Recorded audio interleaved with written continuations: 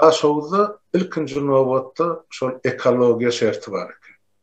Yani kışabattan akyan suwy agda alır ýaly içer ýaly suwda durşuny duz, pestisit, näme ol bu paktan ýuwuşdygy beýleki hemmesi şo ýaplardan akyan suwlar.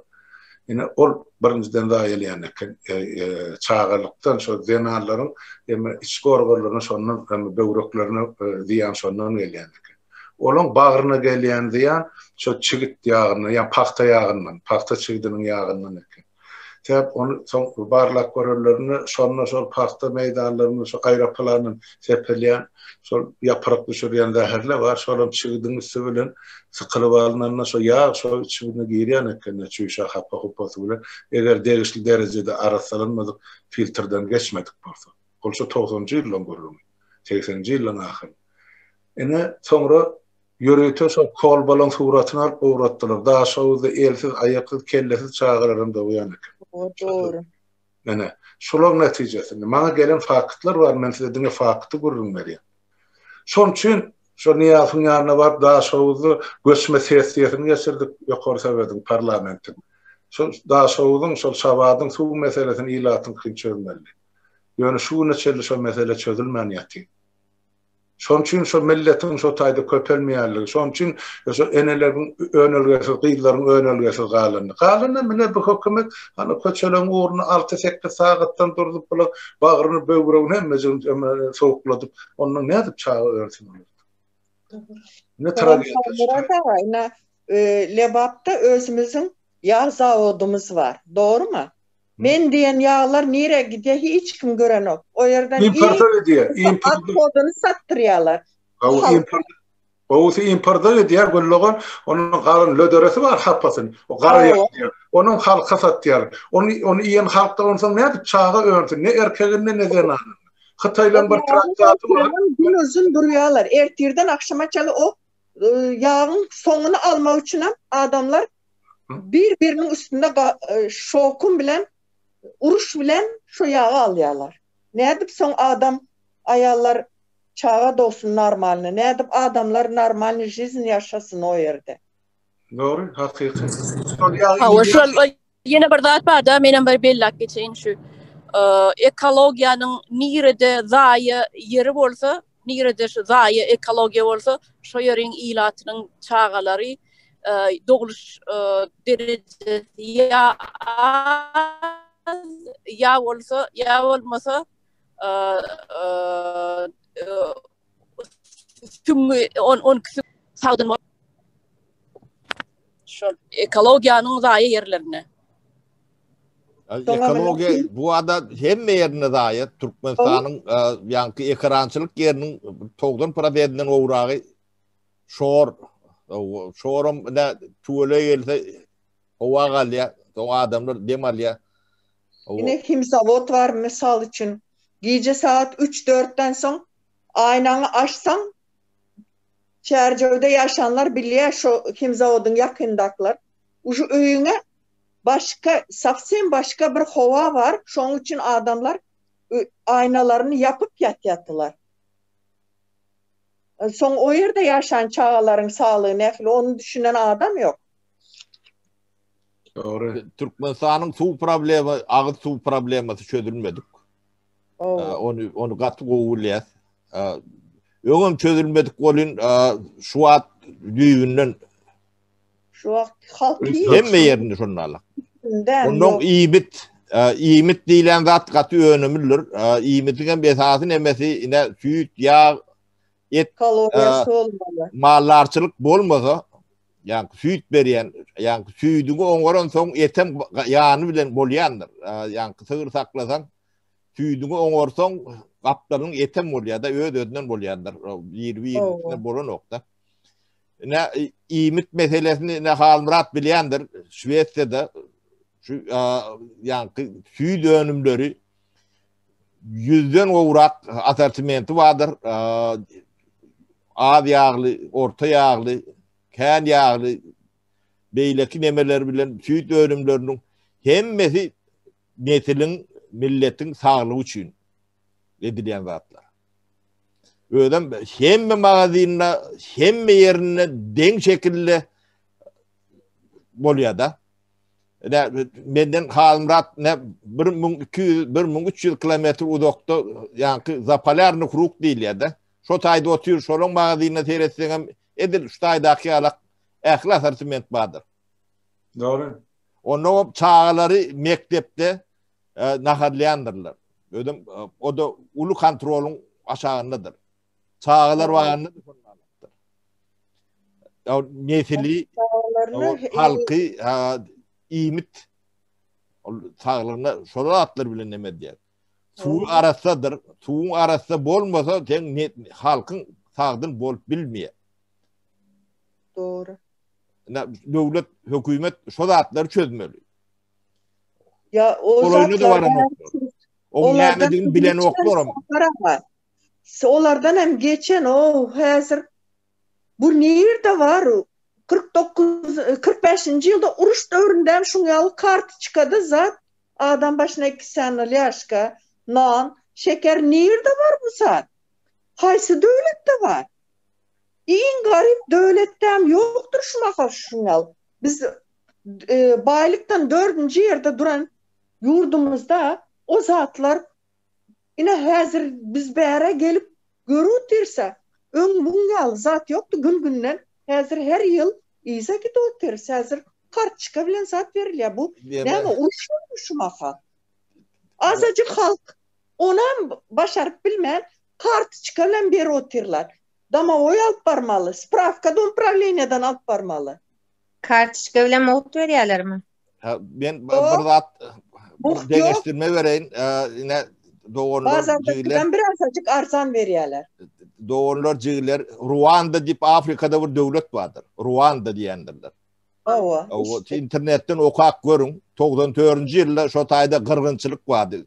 Tuttuları yankı kelleler neme bilen ketip neçe milyon adam ölündür. Ruanda'nın iqtisadi ýagdaýy Türkmenistan'dan şuat gowy. Ruanda şuat yankı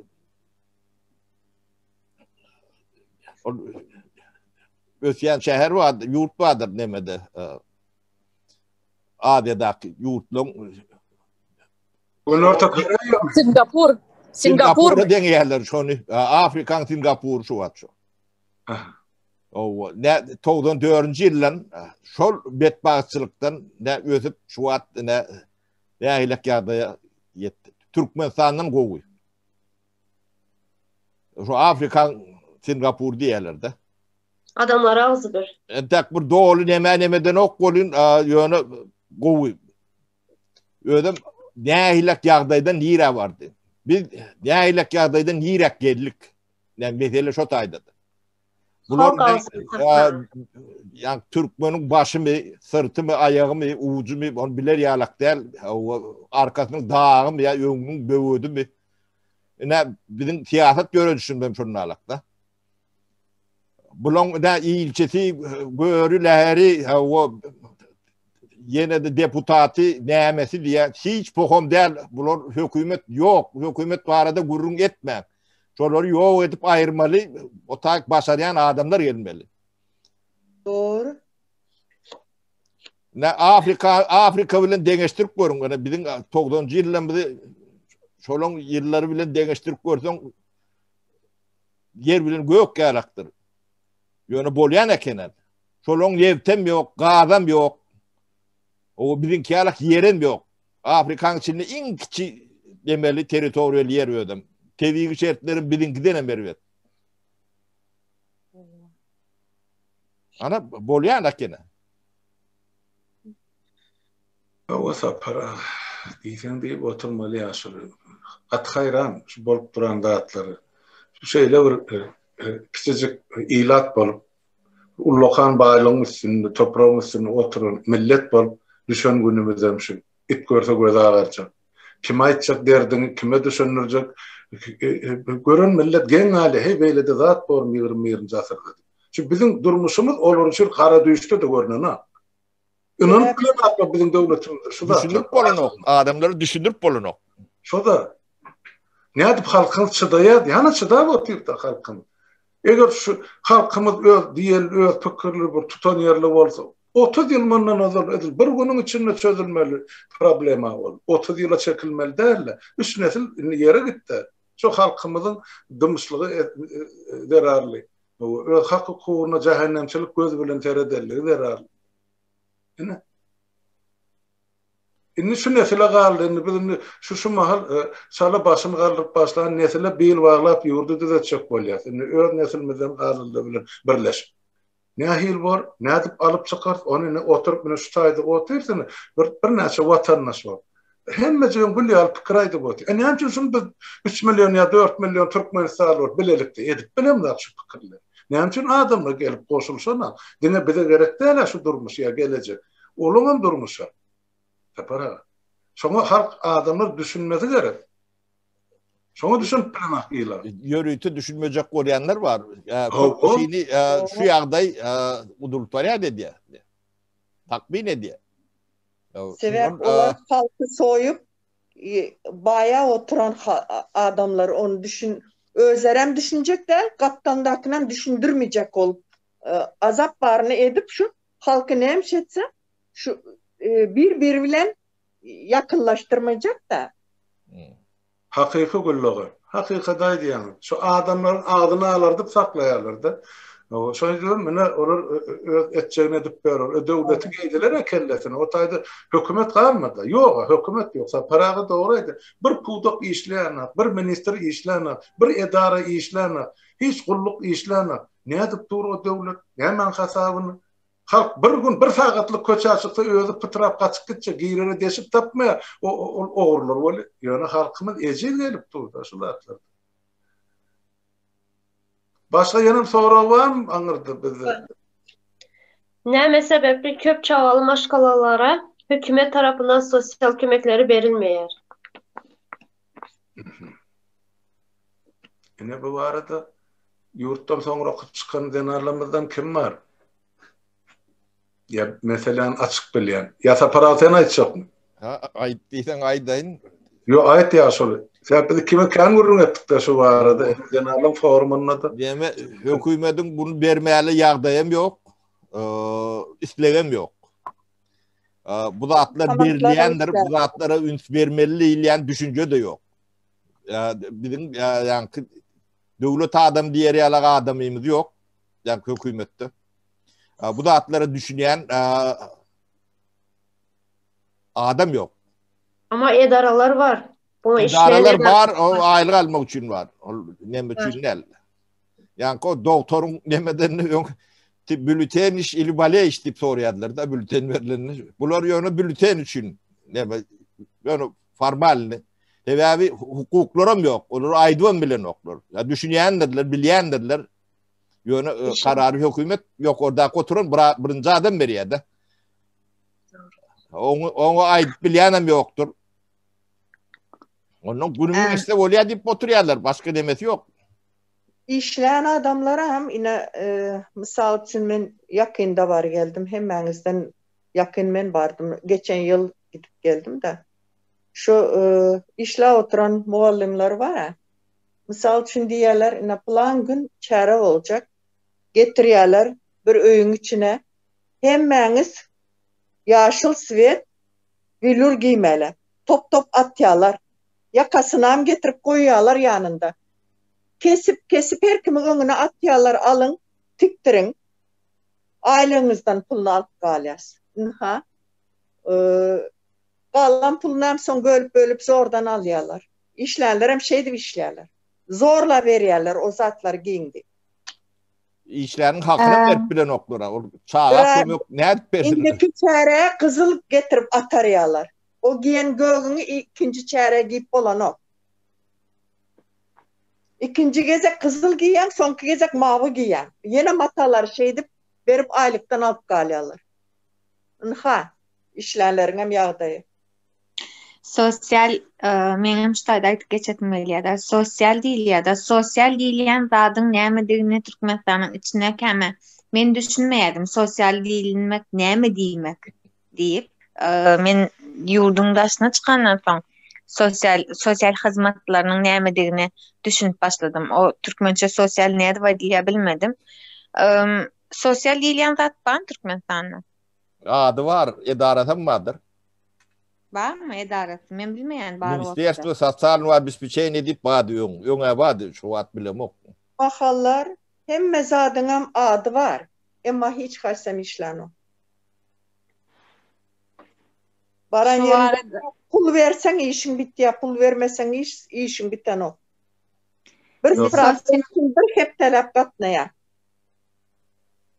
Sosyal diýilmek nime bolýardy? Şu taýda aydaly Rus diline evvel bardı, sosyal обеспечениелер vardı, SOBES diýilýärdi. SOBES diye ministerstoda vardı. Ministerstvo sosyal we bespeçeni dip ýörüýdi ministerlik. Au, SOBES diýilýärdi, SOBES. Sosyal обеспечение. Ol garlary ýökeme edýärdi, garlary hyzmatkar berýärdi, invalidlaryň öýü bardy, ýürüýdi. Au, yerler var. İnsanın durmuşu bilen bağlanşykly hemme meseleleri sosiallik düşünýärler. Ondan sonra şu sosyal taýdan kim kemçiligi bar bolsa, kim maýyp bolsa, kim müjrip bolsa, kim köp çağaly bolsa, kim ýetim saklaýan bolsa, ýa özi ýetim bolsa, ine şolary SOBES diýilip bozal ana ola çaryndan aýdýan guram. Öpçünçülük bardy. Umumy aýdylany sosial durmuş diýileni ilatyň ýaşaýyş şerti göz öňüne tutulýar. Ine şo şeýlere barada bilýär ekeniňiz, men şeýlere barada bilmeýärdim. Türkmenistanyň içinde ýaşaýan şeýlere barada bilmeýärdim. Men o netliň nemesi däl, men bu netliň çağaty bolamsam, sosyal diýilseň nämedigini düşünüp bilmeýärdim. Ve sosyal diýilýän zat ediňem aýtýyşyňyz ýaly hawa kömek o ýeke garry we ýa-da maýyplar däl, eýtem aýal gyzlara da kömek görýän. Hawa hemme kişi çağalar yeter yetmez öýüň içinde iýmit yeter yetmedligi bar. Ýa-da iş tapyp bilmeýän ýörenler, iş gözläp iş tapyp bilmeýän ýörenlere de işsizlik aýlyk berilmeli. Hökman ýagdaýda hökümet işläp aýrylanlara däl, işlemäni nemedenlere de hemme adamlara kömek etmeli. Emma şo Türkmenistanyň içinde mene şonu bar, ne gördüm ne de esitdim. Umuman sosyalite geçip giden, o nämedigini düşünmeýän sebäbi. Size aydılmasa nereden düşünecek? Size o zatlar öwredilmedi, aydılmadı. Halktan giylenip gelni. Sen aydılanmasa sen erti barıp gerekli kapyny tırkılladyp özüňe kömek sorardın da ya eneňe taňy. Düşýärmi? Şo edilmese hep şu zatlaryň üstünden böküp geçýärdi. Bizim ilatymyzda öwredilip gelinen 3 nesil bar. Hemmäňiziň borjuny siz şunu etmeli, şunu ýerine ýetirmeli, şu ýerde bolmaly, şu zatlar berza etmeli. Emma sizin şu zatlar hakyňyz bar, hukugyňyz bar diýilen ýeke sözüme öwredilen aga mekteplerde var. Halmyrada bu soňky nesiller onu bilen ok. Sebäp bu 90-njy ýyldan soň dogrymy aýtsam, o zatlar hiç işlän. Bu işlänem bilýäňizmi? Şu ýokarda oturanlar şu eliniň aşağında näme bilýän olsa, ýadyňyzdamy o Niyaz bar wagtynda bir yetimhana saldy. Nämede? Şu ministrlerim en atas yok dip öz çağalarynam şu taýa goýanlar bar dip eşitdim men şonda. O şu sebäp o ýeriň обеспечениýasy şuňaly hemme en atallaryň ýaşaşyndan oňat da olar bilip öz çağalarynam şu ýere aformit eden ekenler. Soň onam üstü açılıp çağaları çıkardılar. Ol eşitdik biz. O döwürlerde soňam o обеспечение bu gyýsa aýtmam dogry, sebäp bular görmediler ama biz gördük. Bu zatlary gördük, Soýuz döwründe gördük. 90-njy ýyla çeli gördük. Açyk öýme öý aýlanyp muhtaç olan adamlara we näme uruşda olan ayağı alınan, eli alınan adamlara soňra hemme ýerde näme bardy? Bezoçert şolar обеспечивать edilmeli.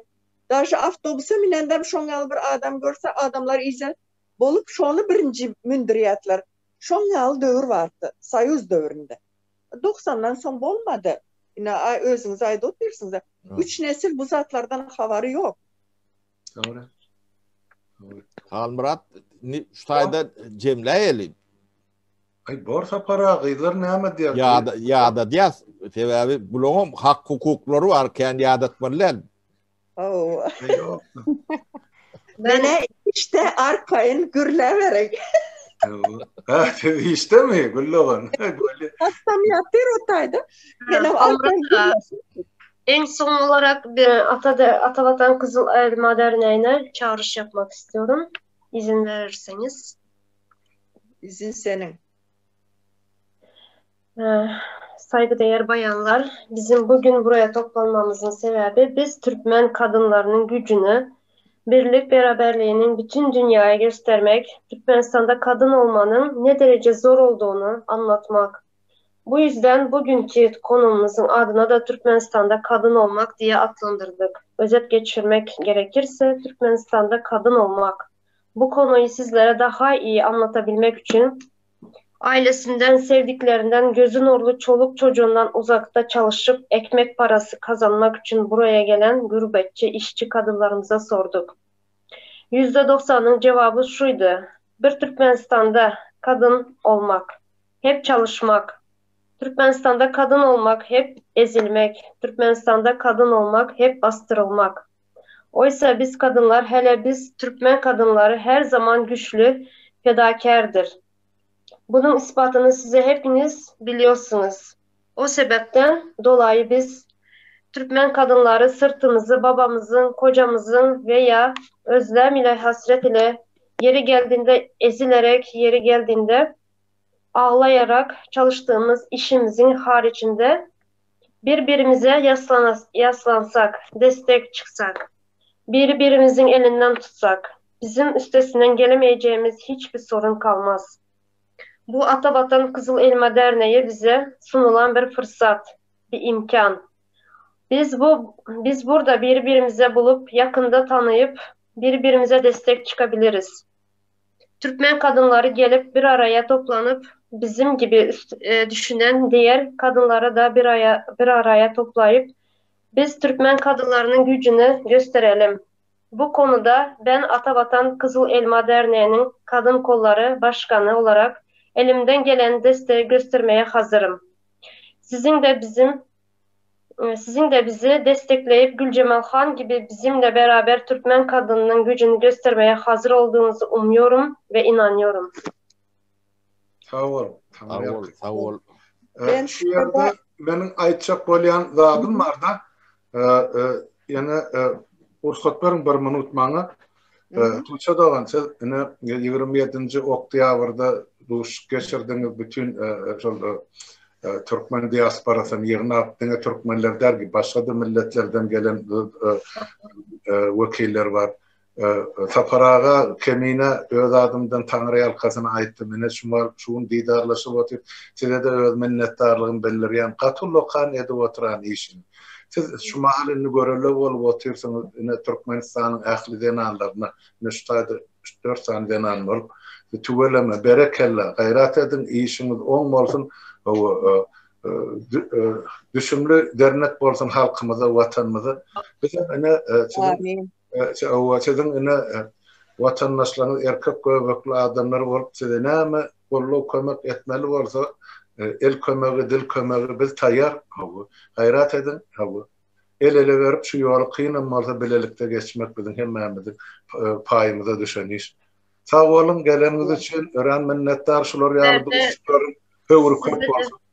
Ben de size de ve Olga Çarıyevna da çok sağ olsun aytmak istiyorum. Maddi manevi desteği için. Çok sağ olun.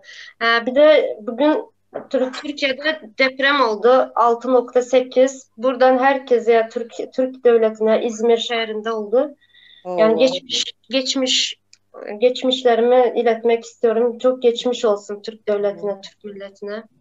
Çok kıyınaldık sebep 27 Nisan'da bizim halkımızın başından geçti. Şun yalzatlar. Evet, kayıpları çok oldu. O yüzden geçmiş olsun. Çok. Şey diyeyim. Baş sağlığını dileyelim Türk halkına. Bet bağışçılık, tabii bet bağışçılık elbette. Geçmiş olsun. Bolyan Habat'ın vatandaşlar sağlıkta görüşelim. Sağ olun. Sağ olun. Sağ olun doğulun. Bolyan sağlıkta görüşelim. Emmeniz.